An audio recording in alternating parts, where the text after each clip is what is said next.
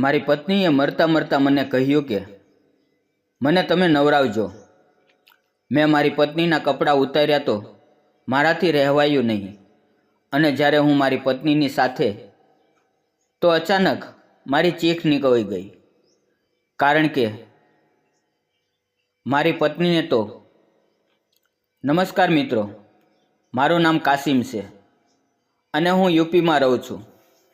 મારા લગ્ન મારી પસંદની છોકરી સાથે થયા હતા અને હું મારી પત્નીને ખૂબ જ પ્રેમ કરતો હતો. કામને લીધે મારે મારી પત્ની અને છોકરાઓને મૂકીને દુબઈ જવું પડ્યું. ત્યાં ગયા પછી થોડા સમયમાં મારી પત્નીની તબિયત બગડી ગઈ અને હું પાછો ઘરે આવી ગયો. મારી પત્ની હોસ્પિટલમાં બીમાર હતી. હું ખૂબ જ મજબૂર હતો. હું મારી પત્નીને કોઈ પણ હાલતમાં બચાવવા માંગતો હતો. હું મારી પત્નીને ખૂબ જ પ્રેમ કરતો હતો, પરંતુ ડૉક્ટરે જવાબ આપી દીધો હતો. મેં ઘણો સમય વિદેશમાં રહીને પૈસા કમાયો, કારણ કે હું મારા પરિવારને સારી જિંદગી આપી શકું. પરંતુ કિસ્મતે મને મોકો આપ્યો નહીં. પૈસા તો મેં કમાવી લીધા, પરંતુ તેને વાપરવાનો સમય કમાવી શક્યો નહીં. મારી પત્ની ફોન ઉપર પણ ખૂબ જ થોડી વાતો કરતી. તે મને હંમેશા પૂછતી કે તમે પાછા ક્યારે આવશો, અને આ સવાલ ઉપર અમારી વાત પૂરી થઈ જતી. હું 1 વર્ષમાં 1 મહિનાની છુટ્ટી લઈને ઘરે આવતો, પરંતુ વધારે રજા મૂકી મારા માટે શક્ય નહોતું અને તે મારાથી ગુસ્સે થઈ જતી. જ્યારે તેનો છેલ્લો ફોન આવ્યો ત્યારે તે હોસ્પિટલમાં હતી. હું તરત જ ઘરે આવી ગયો. હોસ્પિટલમાં મારી મા અને મારી બહેન તેની સાથે હતા. હું જઈને મારી માના ગળે લાગીને રડવા લાગ્યો. હું ખૂબ જ પરેશાન હતો. હું હજી મારી પત્નીના રૂમમાં જતો હતો તે પહેલાં ડૉક્ટરે મને બોલાવ્યો. હું અને મારા પિતાજી બંને તેના રૂમમાં ગયા. ડૉક્ટરે કહ્યું કે તમારી પત્ની પાસે હવે વધારે સમય નથી. તેનો તાવ વિચિત્ર પ્રકારનો છે અને મગજમાં ચડી ગયો છે. તેના મગજે કામ કરવાનું છોડી દીધું છે. તે કોઈને ઓળખતી નથી. ડૉક્ટરની વાત સાંભળીને મારા હોશ ઉડી ગયા.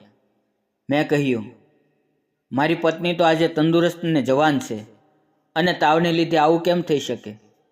તો ડૉક્ટરે કહ્યું, આ કોઈ મામૂલી તાવ નથી. તમારે સમજવું પડશે. ફક્ત દુઆ કરો, બાકી બધું ઉપરવાળાના હાથમાં છે. ડૉક્ટરની વાત સાંભળીને મારા પગ નીચેથી જમીન સરકી ગઈ. હું ખૂબ જ મુશ્કેલીથી પગ ઉપાડીને મારી પત્નીની પાસે પહોંચ્યો અને હું જ્યારે રૂમની અંદર ગયો તો તે મને તરત જ ઓળખી ગઈ અને તેણે મને મારું નામ લઈને પોતાની નજીક બોલાવ્યો. તેણે મારો હાથ પકડ્યો. મારી આંખોમાંથી આંસુ વહી રહ્યા હતા. મારી પત્નીને ઓક્સિજન લગાડેલો હતો અને કેટલી બધી સોયો તેના હાથ ઉપર લાગેલી હતી. તેની આંખોની નીચે કાળા ધબ્બા પડી ગયા હતા. હું 2 વર્ષ પછી પાછો આવ્યો હતો. તેની હાલત જોઈને હું નીચું જોવા લાગ્યો. મેં તેને કહ્યું, તું જલ્દી ઠીક થઈ જઈશ. હું તારે લીધે પાછો આવી ગયો છું. મારી વાત સાંભળી અને તેના ચહેરા ઉપર મુસ્કરાહટ આવી ગઈ. થોડી વાર તે ચૂપ રહી. પછી તેણે જે મને વાત કરી તે સાંભળીને હું હેરાન થઈ ગયો.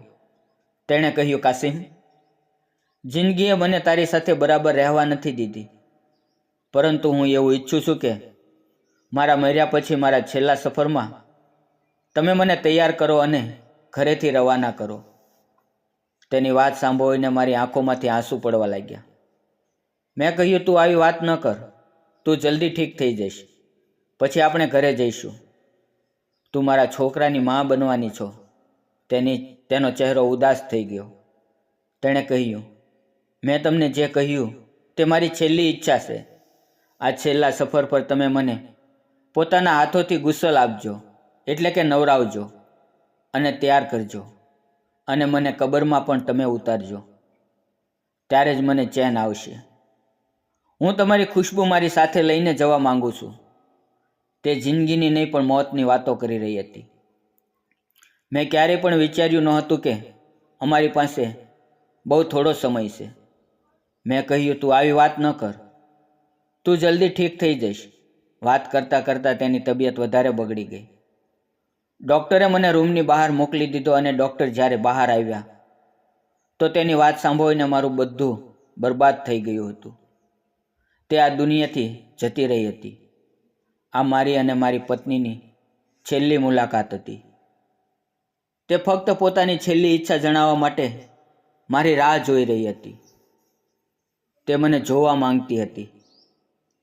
મને જોયા પછી તેણે આ દુનિયા છોડી દીધી. હોસ્પિટલની બધી કાર્યવાહી પૂરી કરી અમે તેને ઘરે લાવ્યા. હું મારા હોશ ગુમાવી બેઠો હતો. જ્યારે મેં મારી મોટી બહેનનો અવાજ સાંભળ્યો કે ગુસલ દેવાનો એટલે કે નવરાવાનો સમય થઈ ગયો છે. મારી મોટી બહેન કહી રહી હતી કે હું અને મા મળીને તેને તૈયાર કરશું.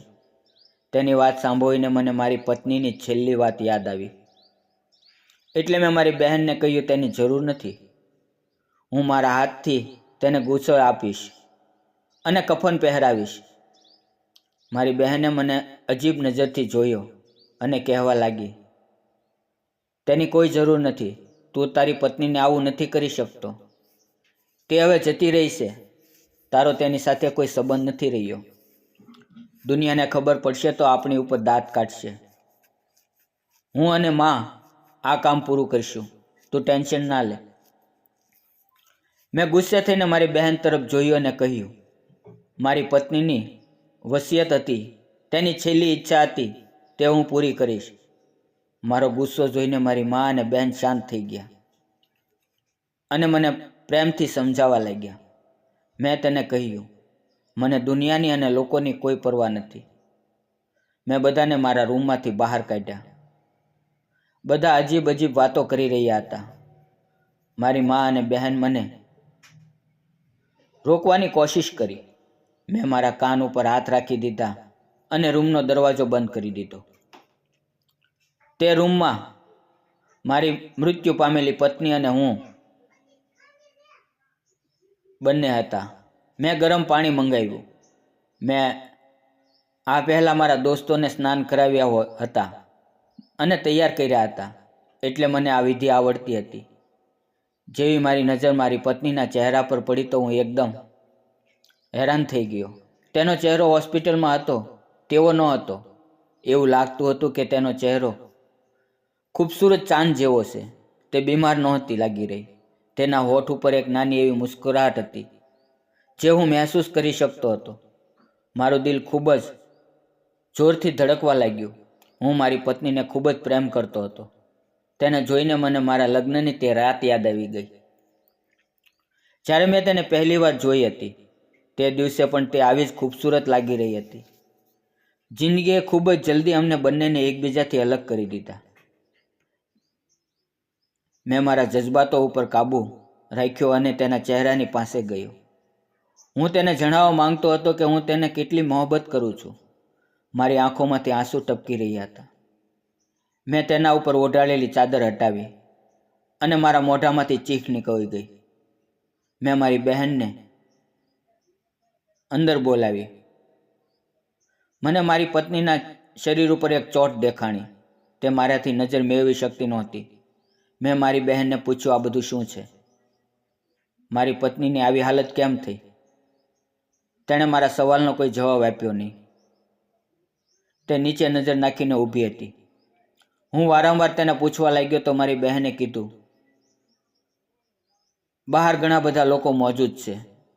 તું અત્યારે કફન પહેરાવ અને દફનાવવાની તૈયારી કરો. પછી હું તેને તારા બધા સવાલના જવાબ આપીશ. જો તું અત્યારે ખોટો દેકારો કરીશ તો તારી પત્નીની મોતનો તમાશો બની જશે. મેં મારી પત્નીને નવરાવી અને કફન પહેરાવ્યું અને તેને છેલ્લો સફર શરૂ થયો. મારો દિમાગ પૂરી તરહ બંધ થઈ ગયો હતો અને પછી મેં તેને કબરમાં ઉતારી. બધા લોકો જતા રહ્યા પણ હું મારી પત્નીની કબર પાસે બેઠો રહ્યો. પછી મારા ભાઈએ મને સહારો આપ્યો અને ઘરે લાવ્યો. હવે મોડી રાત થઈ ગઈ હતી.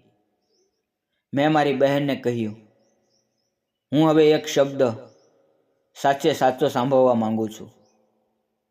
મને કહો કે મારી પત્ની સાથે શું થયું હતું? મારી દીદી બોલી.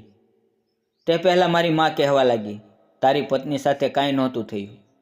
મેં મારી બહેનની તરફ જોયું તો મારી બહેનની આંખોમાં આંસુ ટપકી રહ્યા હતા.